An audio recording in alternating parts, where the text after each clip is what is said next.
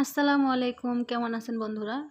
তো আজকে তৈরি করব সজনা পাতার বড়া। তার জন্য আমি সজনা পাতা নিয়েছি কিছু, এগুলো ভালো করে ধুয়ে নিয়েছি। আর সাথে মসুরের ডাউল মিক্স করে নিব। তো এখানে আধা কাপ পরিমাণ ডাউল আধা ঘন্টা ভিজিয়ে রাখছিলাম। তো তারপর ভালো করে ধুয়ে এখন একটা ব্লেন্ডারে জারে দিয়ে দিচ্ছি। একসঙ্গে দুটোই ব্লেন্ডার করে নিব আর কি। আর সজনা পাতার বড়া কিন্তু অনেক উপকারী একটা খাবার। তো যারা খান নাই তারা খেয়ে দেখতে পারেন, অনেক মজা হয় আর কি।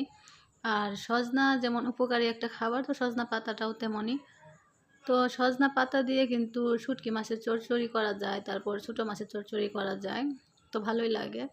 তো আমি কিন্তু ব্লেন্ডার করে নিয়েছি। তো আমার ব্লেন্ডার করাটা একদম মিহি হয়ে গেছে, কারণ এটা আমার ছেলে ব্লেন্ডার করে দিয়েছে, সে বুঝতে পারে নাই আর কি। তো আপনারা চাইলে একটু আস্ত রাখতে পারেন। তো আধা কাপ পরিমাণ আমি চাউলের গুঁড়া দিয়ে দিছি। চাউলের গুঁড়াটা দেওয়ার চেষ্টা করবেন, তাহলে একটু মুচমুচে হবে আর কি।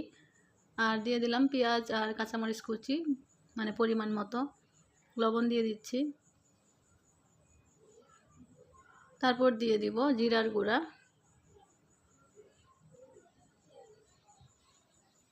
তো পরিমাণ মতো জিরার গুঁড়া দিয়ে দিলাম, মরিচের গুঁড়া দিয়ে দিলাম পরিমাণ মতো, ধনিয়ার গুঁড়া দিয়ে দিলাম, হলুদের গুঁড়া দিয়ে দিচ্ছি।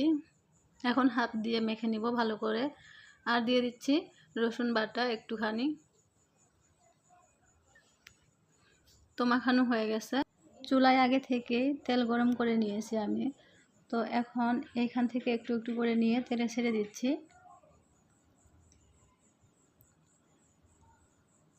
তো আপনারা যারা সজনা পাতার বড়া এখনও খান নাই, তো আপনারা কিন্তু এটা খেয়ে দেখতে পারেন, অবশ্যই চেষ্টা করবেন খাওয়ার।